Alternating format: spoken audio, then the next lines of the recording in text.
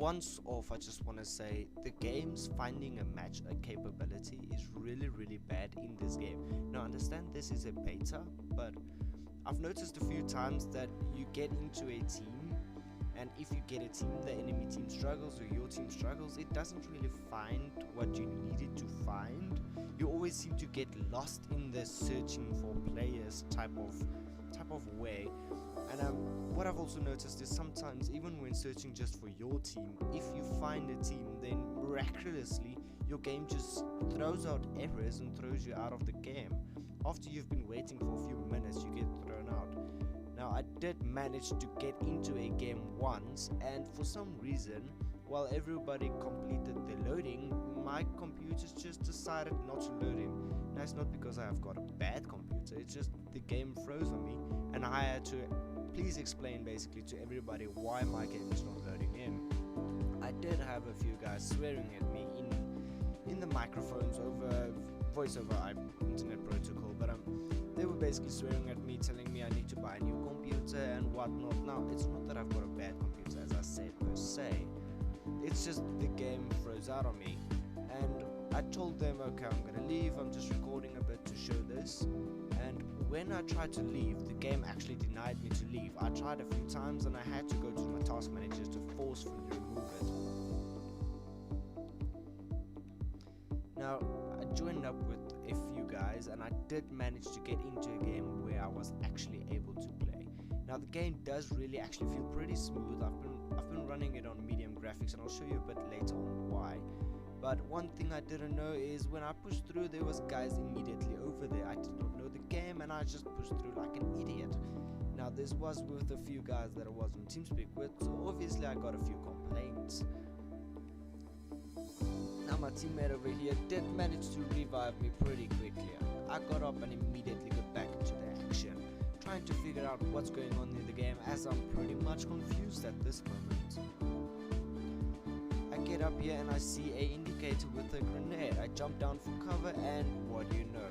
I jump straight onto the grenade.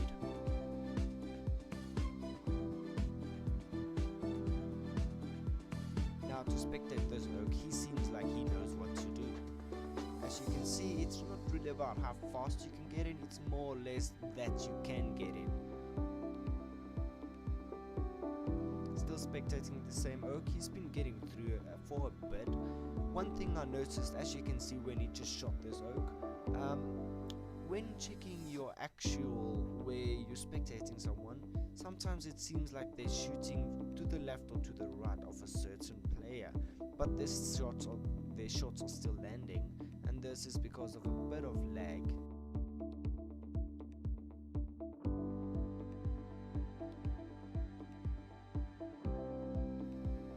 See, after every round you get your kill cam, just much like you will get in Call of Duty.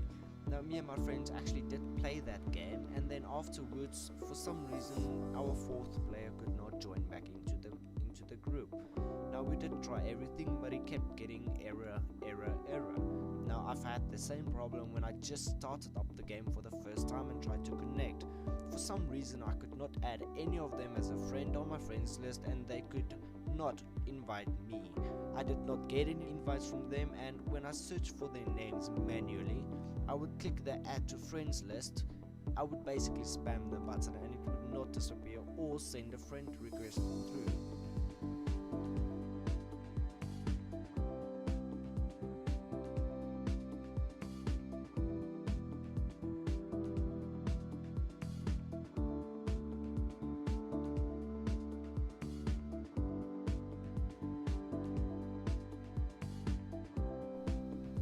Now back to the graphics. As you can see here, I opened up my graphics menu.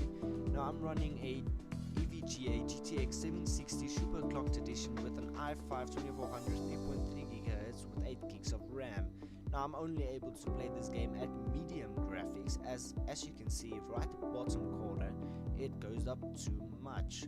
Now, according to the game, you need a minimum of 2.6 video graphics RAM to actually be able to play this game on its maximum graphics settings. for my specific 2 gig card, I'm only able to play on medium graphics. Now, each small tweak actually sets up what happens in the settings, so if you go in small tweak, you will be able to get the maximum performance out of your card for the specific game.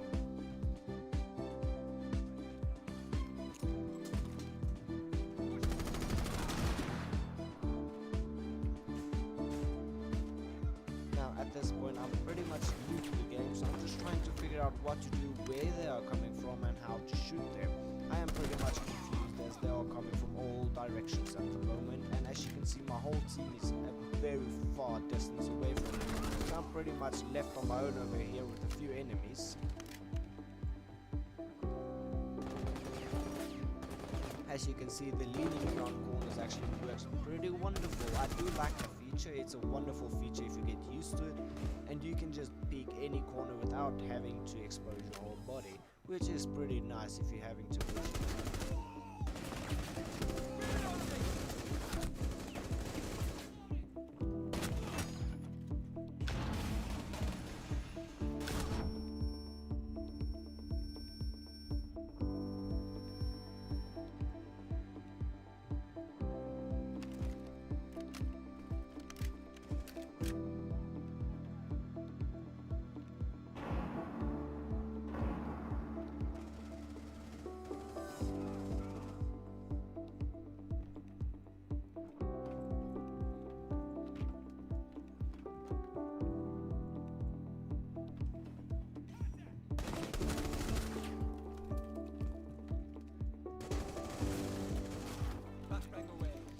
Now, one oak is shooting through the door, and I thought I had a grenade to open that up, but unfortunately I had a flashbang and I just wasted it.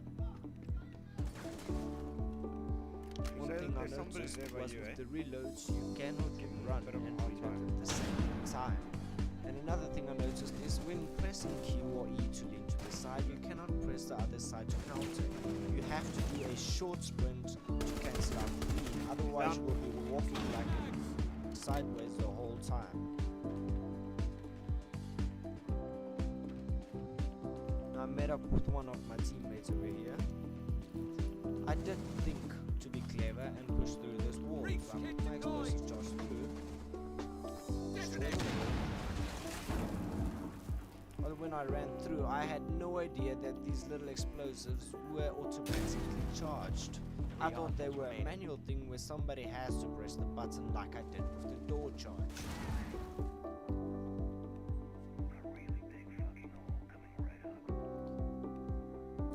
Now, when grappling behind the window, you can actually, as you can see, press C to change stance.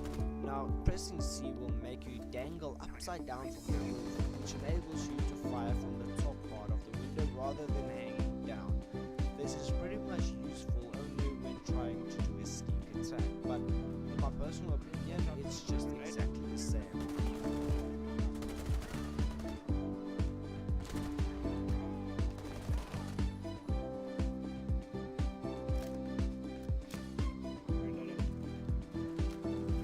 One coming. As you can see, my teammate tried to grapple up there, but did not get it in time. What the fuck? This are just looking at me.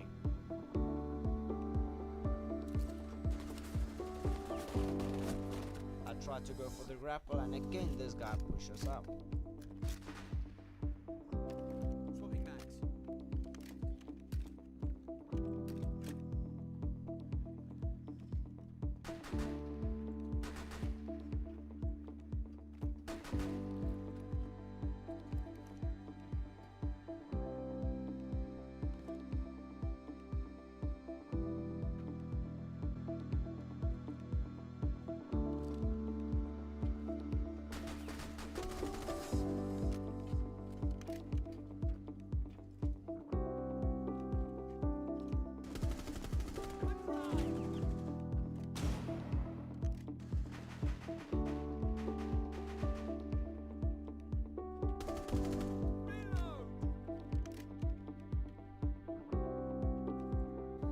As you can see in the following part, I use the leaning way to my ability and are able to quickly take out this guy.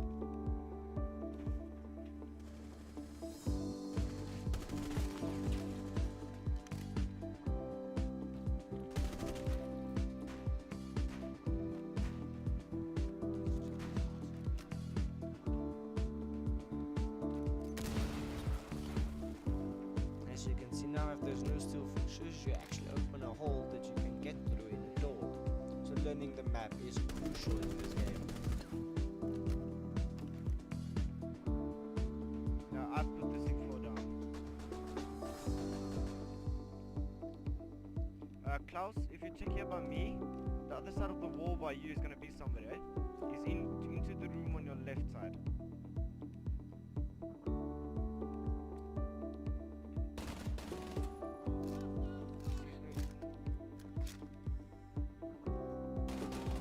Swapping Down. bags.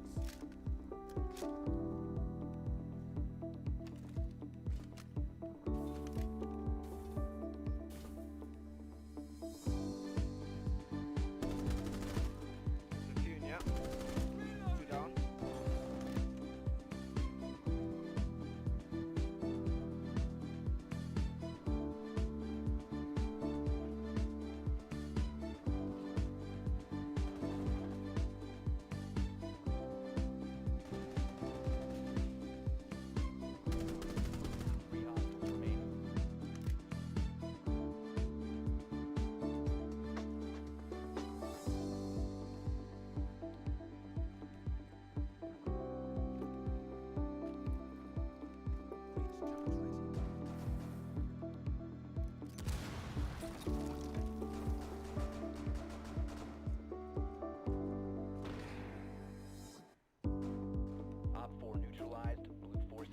So for the following, I'm just gonna play back the tutorials building the game. Now according to me, the tutorials doesn't cover enough. I'm not sure if they will add on to it, but at the moment they only show barricades and how to destroy them, how to put them down. When defending, you can barricade door and window frames to slow down attackers and cut off their line of sight.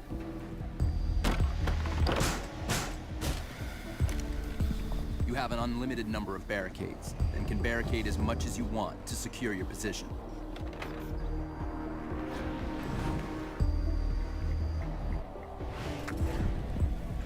Barricades have limited durability.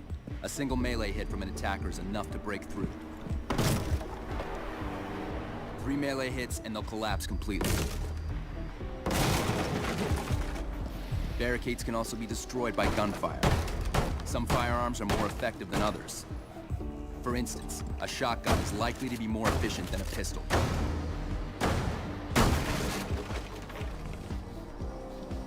Breach charges can easily break through a barricade. Deploy the breach charge, step aside, and trigger it remotely to take out the barricade. Residual smoke and debris will provide some cover as you utilize the new line of sight.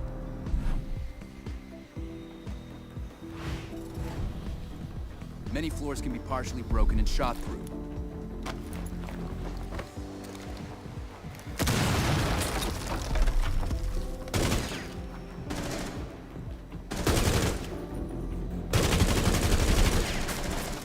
For instance, wooden and vinyl floors can be partially destroyed while concrete and marble floors cannot.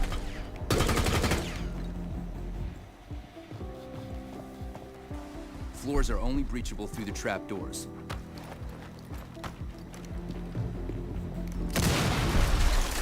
By detonating a breach charge on the trapdoor, you can create a passageway to the floor below.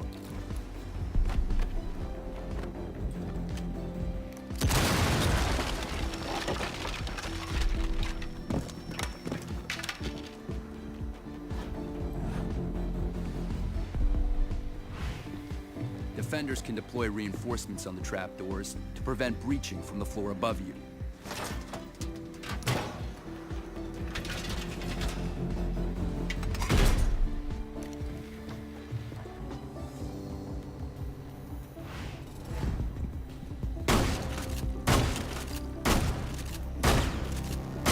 Wall properties depend on their material. For instance, drywall or wood walls are destructible.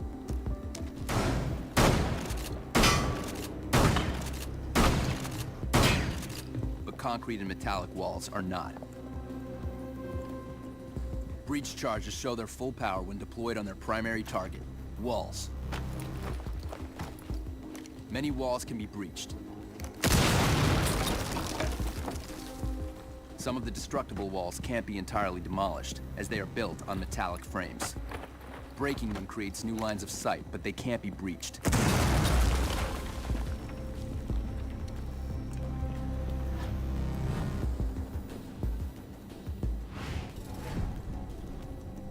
Defenders can protect some of their walls with reinforcements. Attackers can recognize reinforced walls by the anchors used to hold the reinforcement in place. Choose wisely. Unlike barricades, reinforcements are limited to 2 per defender. So my overall experience with the game, it has been a good experience, it has been a fun experience when the game is actually working. Now most of the time I was sitting in a queue waiting to join. There was a time where I actually sat up to half an hour to wait to join a queue. I left the queue, rejoined with new players. So my question is, why not put that 2 lobbies together? Why is it so difficult to have to wait in a queue? Now I'm sure this is something that will be looked after. I'm sure this is something that will be fixed. I'd say it is not worth to buy it. The game is broken, the game doesn't work, the game gives out too much errors, and you will never be able to play.